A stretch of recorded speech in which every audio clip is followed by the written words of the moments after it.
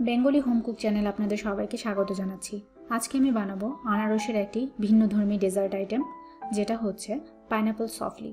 এটা খেতে অনেক মজার এবং সুস্বাদু, বাচ্চারা অনেক পছন্দ করে থাকে। আশা করি আপনাদের ভালো লাগবে। চলুন দেখি কিভাবে বানাচ্ছি।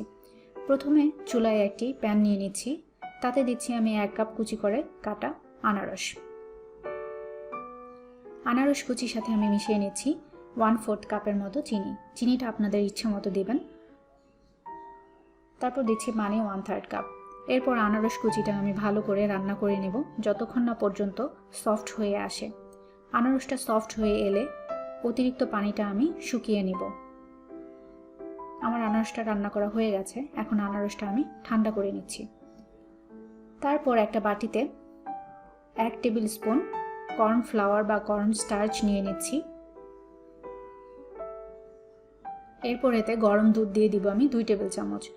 দুধের সাথে আমি কর্নফ্লাওয়ারটা ভালো করে মিশিয়ে রেখে দিব। এরপর অন্য একটা বাটিতে কাস্টার্ড পাউডার নিয়ে নিচ্ছি 1 টেবিল চামচ। ঠিক একইভাবে 2 টেবিল চামচ গরম দুধের সাথে আমি কাস্টার্ড পাউডারটা মিশিয়ে রেখে নেব। এরপর চুলায় একটা হাঁড়ি দিয়ে তাতে 2 কাপ তরল দুধ দিয়ে দিচ্ছি এবং দিয়ে দিচ্ছি চিনি 1/2 কাপ।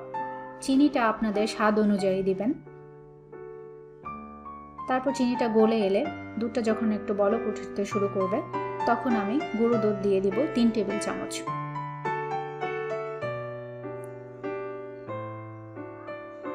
গুঁড়ো দুধটা ভালো করে দুধের সাথে মিশিয়ে নিব। মেশানো হয়ে গেলে যে কর্নফ্লাওয়ারের মিশ্রণটা করে রেখেছিলাম দুধ দিয়ে, সেটা দিয়ে দিচ্ছি এবং অনবরত নেড়ে যেতে হবে যেন নিচে দলা পেকে না যায়।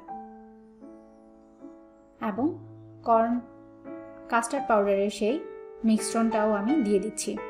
দিয়ে আমি 2 মিনিটের মতো ভালো করে নেড়ে মিশিয়ে নেব। এরপর চুলার আঁচটা বন্ধ করে আমি ঠান্ডা করে নেব মিশ্রণটা।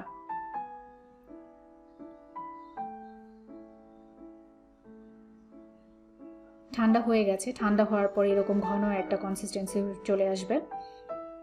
এরপর আমি যে আনারসগুলো রান্না করে রেখেছিলাম ঠান্ডা অবস্থায়, এগুলো মিশিয়ে নিচ্ছি। তারপর বাদাম কুচি দিচ্ছি আমি 15-16টার মতো। আমি এখানে কাজু বাদাম এবং কাঠবাদাম দুটো ইউজ করেছি।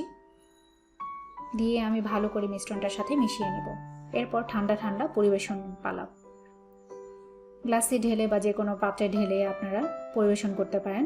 উপরে আমি দিয়ে দিচ্ছি সে রান্না করা আনারস, বাদাম কুচি এবং কিশমিশ। এটা ঠান্ডা ঠান্ডা খেতে অনেক ভালো লাগে। বাসায় আপনারা ট্রাই করে দেখবেন, আশা করি ভালো লাগবে।